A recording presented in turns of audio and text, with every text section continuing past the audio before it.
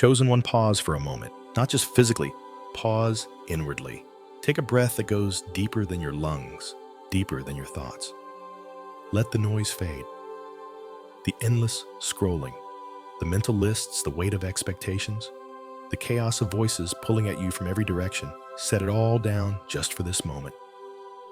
Because what is happening right now is not ordinary, and it is not accidental.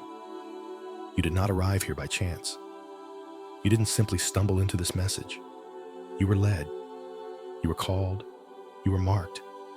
Heaven itself has been drawing your attention because something sacred is unfolding, and your spirit already knows it.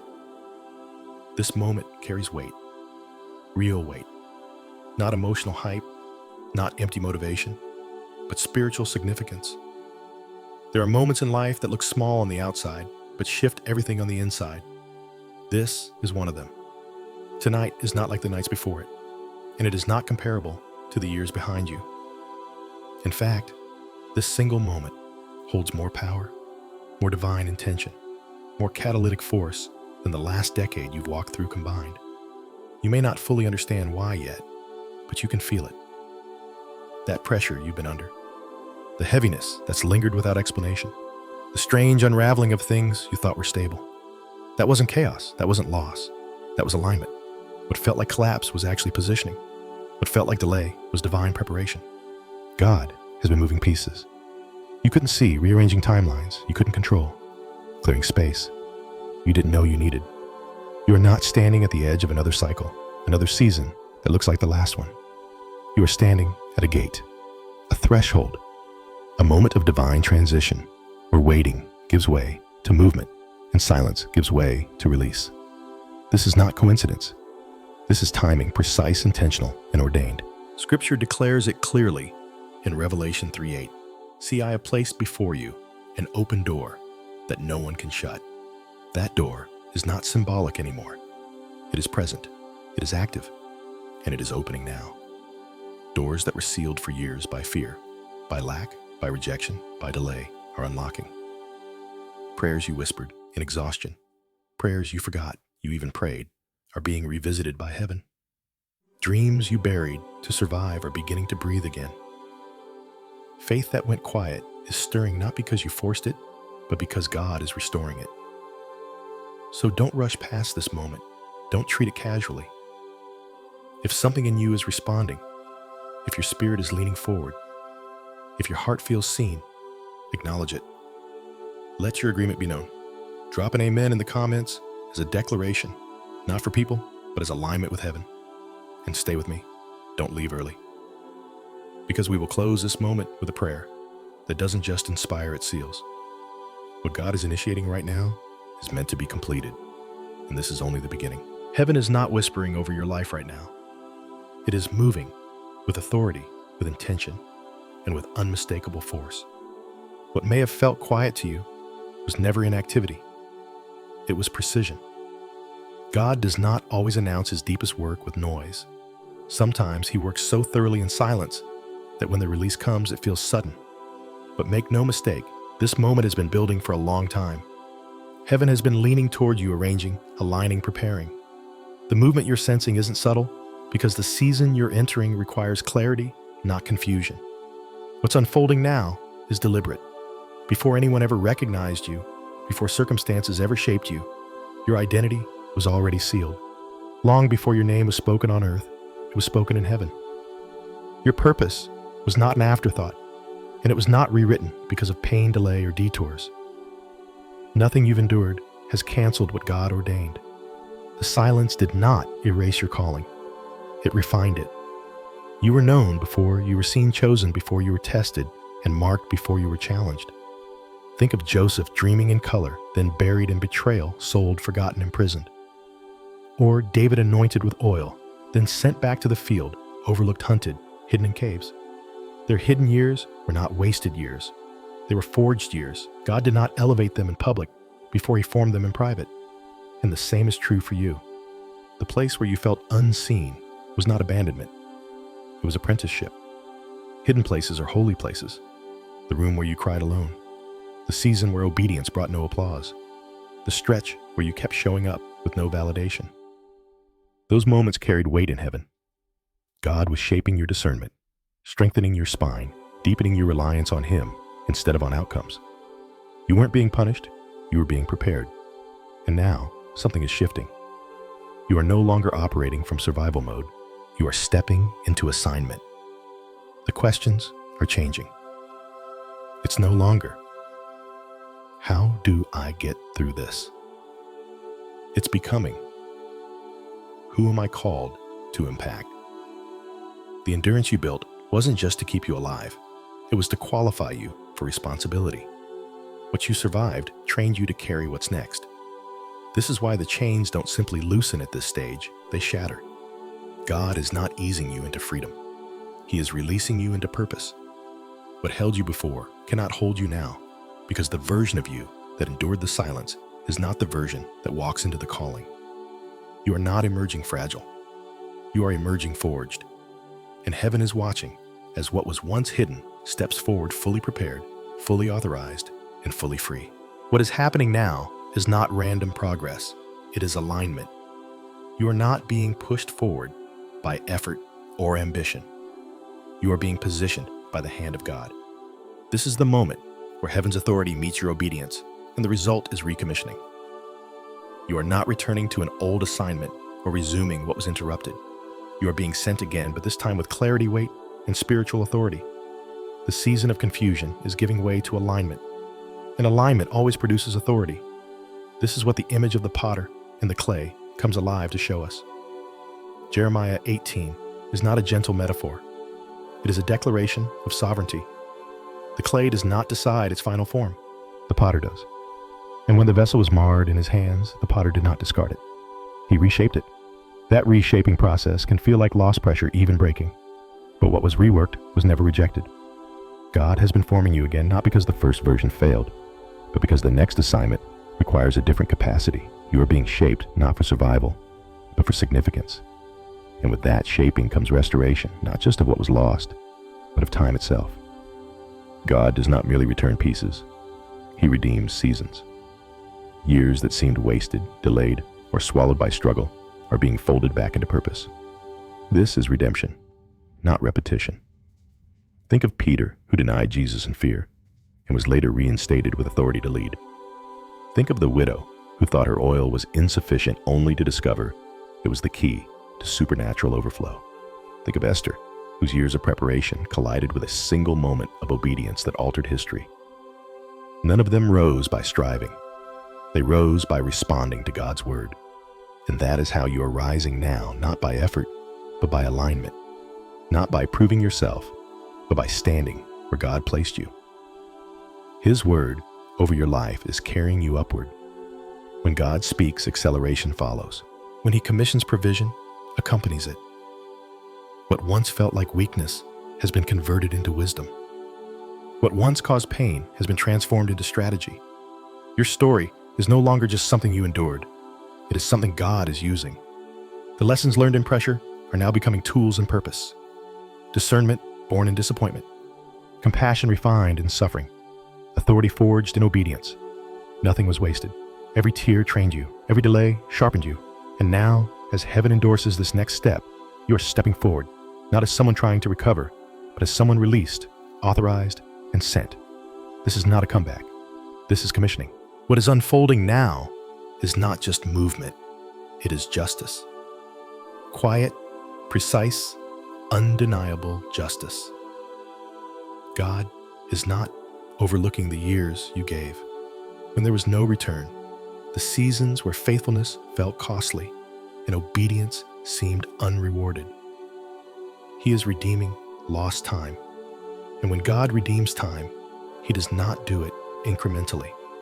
He does it with intention and with compensation. The years that felt swallowed by lack, delay, and restraint are being folded back into blessing. This is not restoration as the world defines it. This is redemption that carries memory, meaning, and return. The shift you are stepping into looks like famine turning into feast, not because circumstances suddenly became easier, but because heaven has changed the equation. Scarcity is no longer your framework. You are not operating under survival math anymore. What once required constant effort to maintain is now being sustained by divine provision. And this provision is not emotional hype or fleeting momentum. It is justice. God responds to long-term faithfulness with long-term supply. He does not reward noise. He honors endurance. Think of Elijah fed by ravens when resources were scarce, sustained not by systems, but by obedience. Think of Hannah faithful in prayer, year after year, year after year, while misunderstood and overlooked, whose tears planted a legacy. Think of Gideon threshing wheat and hiding, invisible to others, but seen by God, called mighty warrior before his circumstances reflected it. Or Ruth faithful in fields that didn't belong to her, serving without recognition, until faithfulness brought her into visibility and inheritance. None of them chased provision. They honored God where they were, and provision found them. That is the pattern unfolding in your life now. Visibility is replacing obscurity, not because you demanded it, but because the season of hidden faithfulness has reached its appointed time. God is not exposing you for applause. He is positioning you for influence. What you steward now will multiply. What you carry now will sustain others. The financial shifts you are sensing are not random windfalls. They are the fruit of seeds sown in silence, generosity, given when it hurt, obedience practiced when it cost you. And with this shift comes a new responsibility. Provision is being entrusted to you because you've proven faithful without it. Justice is being released because you didn't grow bitter in delay. The systems that once resisted you are giving way, not because you forced them, but because God has stepped in. Doors are opening without striving. Opportunities are aligning without manipulation. What was once out of reach is moving toward you. This is not about proving anything. It is about positioning. God is honoring faith that endured when results were invisible. And now the same hand that sustained you in famine is inviting you into feast, not for excess, but for impact. What you are stepping into now is not gradual improvement. It is acceleration. When God decides the timing is right, movement becomes swift, unmistakable, and impossible to ignore. This is the season where restoration is no longer quiet and reversal is no longer hidden. Joel 2:25 comes alive here. God is repaying the years the locusts have eaten, not with a slow rebuild, but with divine reversal. What was taken, delayed, or damaged is being restored in a way that changes your trajectory, not just your circumstances. Acceleration feels strange when you've lived through prolonged delay. It can feel almost disorienting to see doors open quickly after years of resistance. But this speed is not chaos. It is alignment, catching up with time. Heaven has been patient, not passive. Now, momentum is being released because the foundation is ready. What once took years of effort may now take moments of obedience. The shift is not because you suddenly became more capable. It's because the season changed. This is where the image of the ark becomes clear. Noah, built for years in silence, mocked, misunderstood, and ignored. There was no rain to justify his obedience. But when the flood came, the same ark that was ridiculed was lifted by the waters it was prepared for. The ark did not rise by defending itself. It rose because God shut the door and carried it. In the same way, what you built in faith during unseen seasons is now being lifted into visibility by forces you did not create and could not control. Public vindication does not always look like applause. Sometimes it looks like silence from critics who no longer have a narrative. Think of Daniel, preserved in the lion's den, while those who accused him were exposed. Think of Mary Magdalene, once dismissed and misunderstood, becoming the first witness of resurrection. God did not argue their case, He demonstrated it, and that is what He is doing now in your life. The proof is emerging without explanation. This acceleration carries clarity. Things that once felt confusing are resolving quickly. Relationships, opportunities, and assignments are aligning with less resistance. What once required constant explanation now requires none. God is moving you into spaces where your presence speaks louder than defense. What He establishes does not need your justification. This is the power of divine reversal. The same areas that once held pain are now revealing purpose. The places where you were dismissed are becoming platforms. The ground that once resisted you is now responding. And now, as acceleration continues, remember this: God is not speeding things up to impress others. He is bringing things forward because the time for concealment has ended. What was hidden has matured. What was delayed has been prepared. And now, without striving, without defending, without forcing, God is lifting what He built into its appointed place. What God is doing in this season is not only external, it is deeply internal. As He prepares you to walk with greater authority and clarity, He is also freeing you from false dependencies that once felt necessary for survival. This can be one of the most misunderstood parts of transformation. When certain relationships weaken, when familiar sources of affirmation fall away, it can feel like loss. But this is not abandonment. This is refinement. God is gently yet firmly stripping away supports that could not sustain the weight of where you were going. There were people you leaned on who were never meant to be your source. There were connections that offered comfort, but not covering validation, but not vision. God allowed them for a season, but He will not allow them to define you. As He removes these props, He is not leaving you exposed. He is anchoring you. Psalm 23 was never poetic exaggeration. It is a declaration of alignment. The Lord is my shepherd. I shall not want. When God becomes your primary source, fear loses its leverage. Scarcity loses its voice. Dependence shifts from people's approval to God's presence. This is where identity begins to change.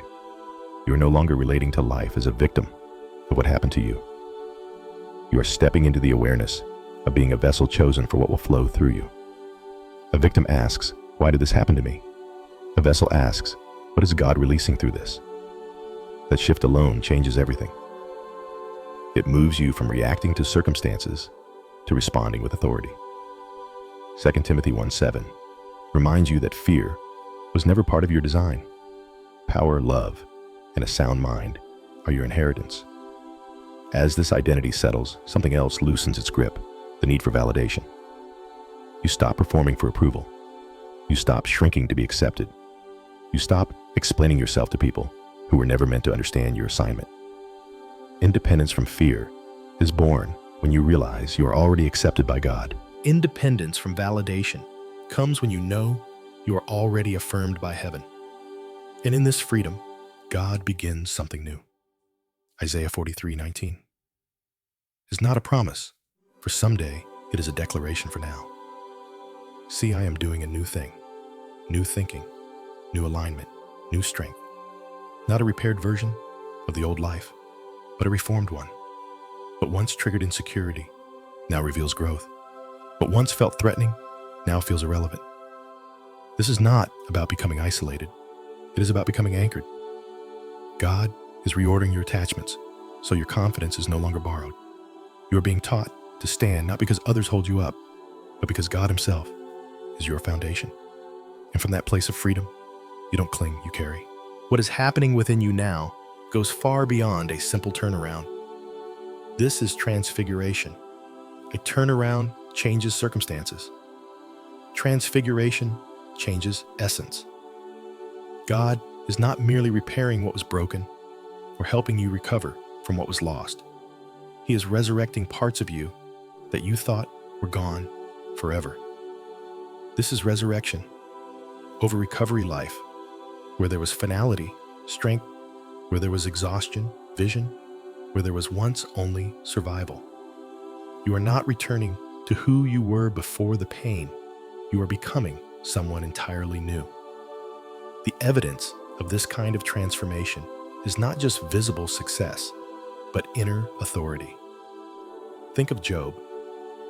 His restoration was not simply about receiving back what he lost. It was about receiving double with understanding. Job did not just regain possessions. He gained perspective depth and a greater revelation of God. What you are stepping into carries the same pattern. The pain you endured has expanded your capacity. The losses that stripped you have refined your discernment. God is restoring you with increase because you can now steward it with wisdom. This is how pain becomes a platform, not for exposure, but for impact. The very areas that once wounded you are becoming the places where your voice carries the most weight. You speak with authority because you lived it. You carry compassion because you survived it. Your story is no longer something you hide. It is something God is using. The platform is not about being seen. It is about being positioned where your experience brings freedom to others. And if you ever wondered whether the waiting mattered, Galatians 6:9 answers clearly. In due season you will reap if you do not give up. This is not poetic encouragement.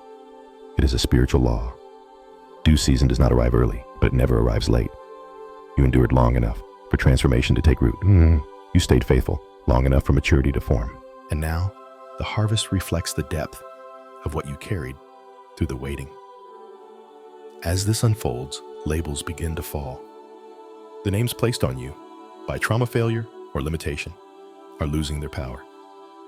You are no longer defined by what happened to you. Identity is being restored at its core. You are not broken behind or disqualified. You are established.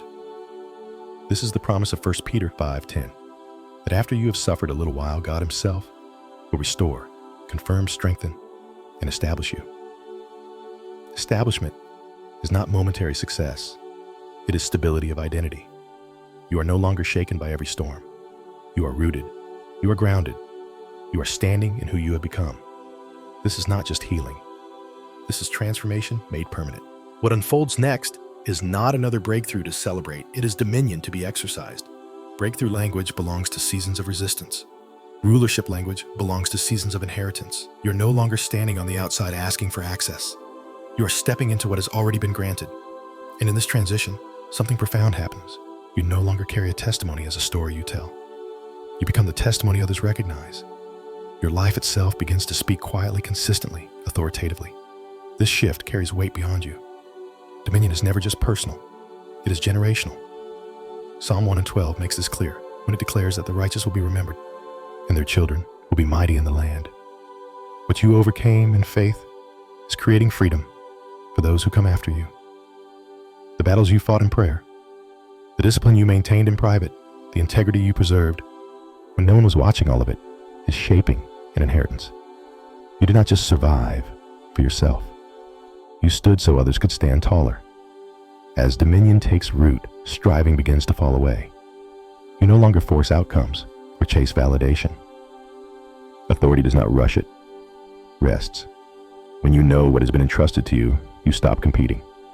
You move with clarity, not anxiety. This is what rulership looks like.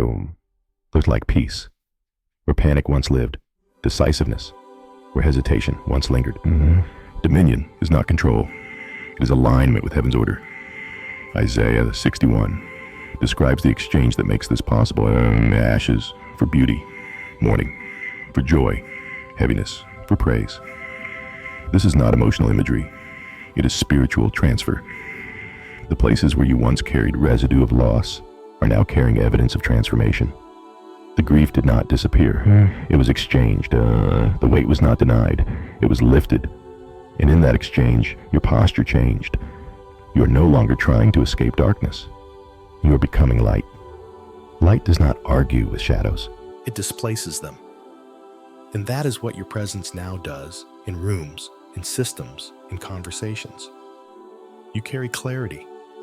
You carry peace. You carry direction. Not because you studied harder or tried longer, but because dominion has been entrusted to you. Joshua 1:3 declares, "Every place the sole of your foot treads I have given you." This is not about ambition. It is about assignment. Territory is granted where obedience steps. As you move forward, ground responds. Opportunities open. Resistance yields. You are not trespassing, you are inheriting. This is the language of rulership. Not loud, not boastful, but undeniable. You are no longer asking if you belong. You are walking as one who knows. And as you do what once required effort, now responds to authority. What happens now is not a quiet resolution. It is vindication and full release. This is the moment where identity is no longer forming in private, but revealed in motion. You are not exiting this season wounded or diminished. You are walking out, crowned, not crawling. The posture has changed. Where you once braced yourself just to endure, you now stand upright with clarity and confidence. Not because life became easy, but because you became established. The scars you carry are no longer evidence of damage. They are marks of authority. What once testified to pain now functions like a scepter in your hand. Scars prove survival, but more than that, they prove refinement. They show where the fire touched you and did not consume you. The very places where you were struck are now the places where strength flows. You are not hiding what you lived through. You are stewarding it. That is what happens when God redeems suffering. It becomes a sign of legitimacy, not shame. As this release unfolds, blessing does not approach. Cautiously, it overtakes.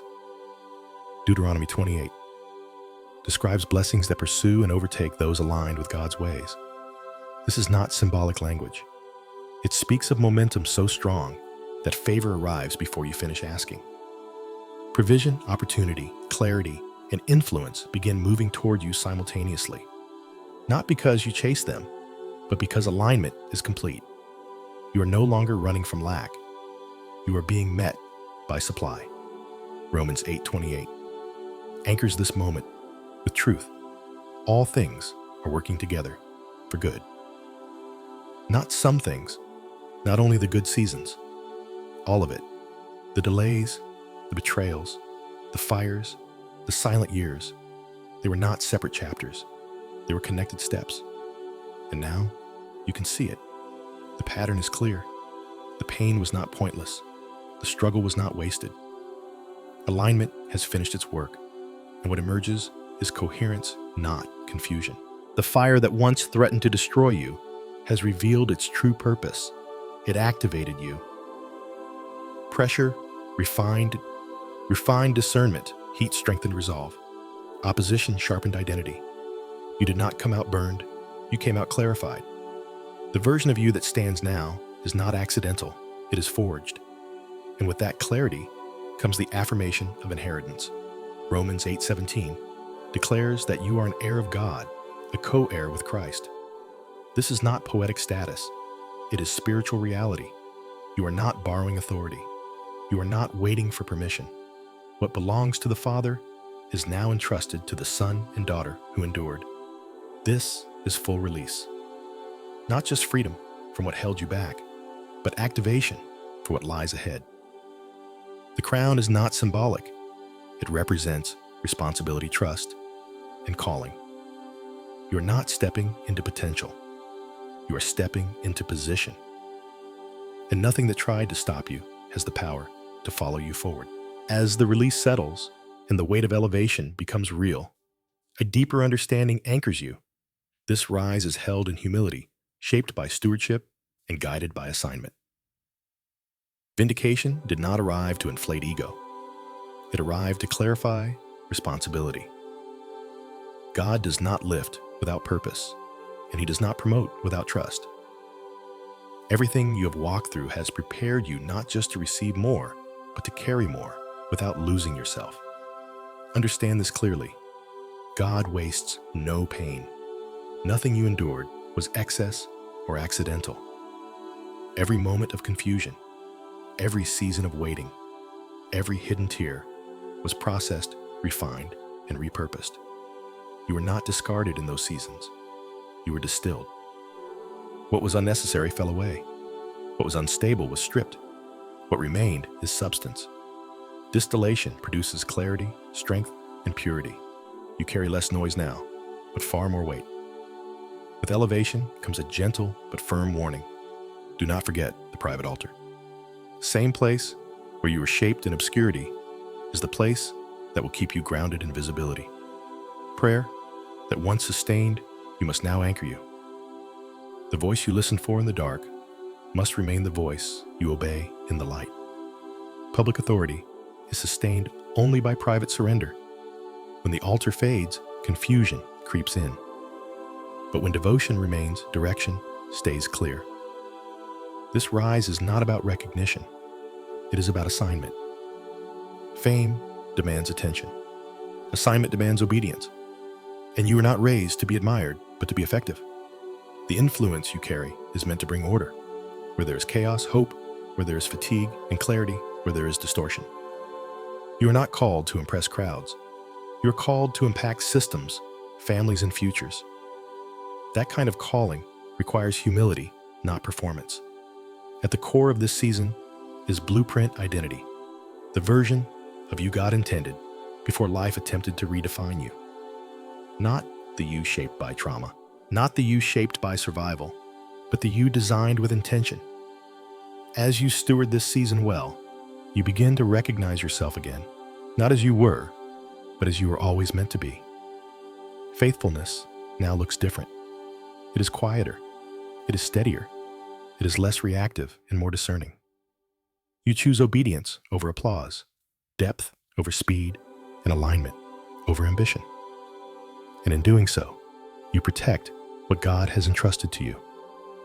This is how the rise is sustained. Not by striving upward, but by staying rooted downward. You are elevated, yes, but you are also anchored. And because of that, what God builds through you will last.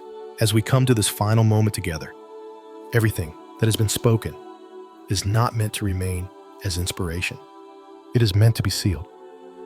This is where identity, authority, and destiny are no longer discussed, but received. What began as awareness now becomes agreement.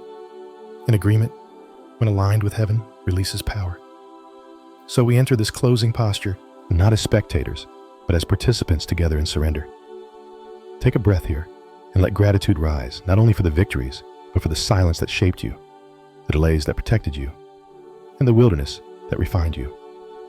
Thank God for the seasons where nothing made sense, yet everything was being aligned. What felt like abandonment was actually intimacy. What felt like waiting was preparation. You are no longer standing as one who merely survived those seasons. You are standing as a son, as a daughter, fully claimed, fully known, fully positioned. And from that place, we begin to release what no longer belongs.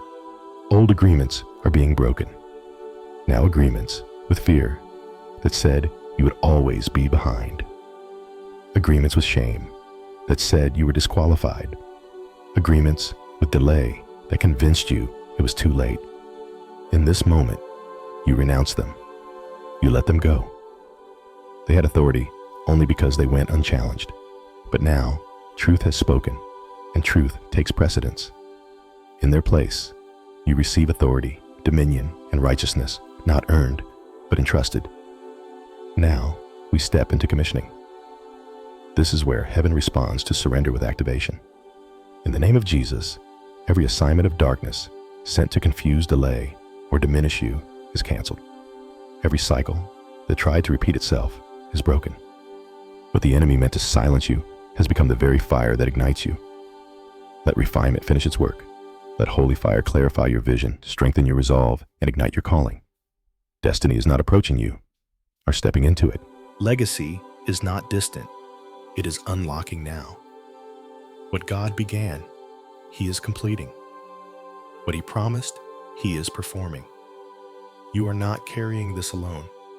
Heaven backs what heaven initiates. And as you move forward, you do so marked, authorized, and sent. If this prayer resonates with your spirit, don't let it pass without agreement.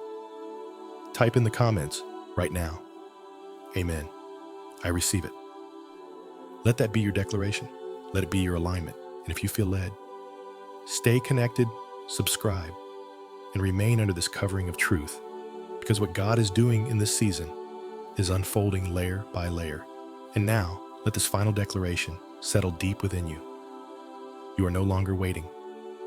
You are no longer hidden. You are no longer becoming. The rise has begun.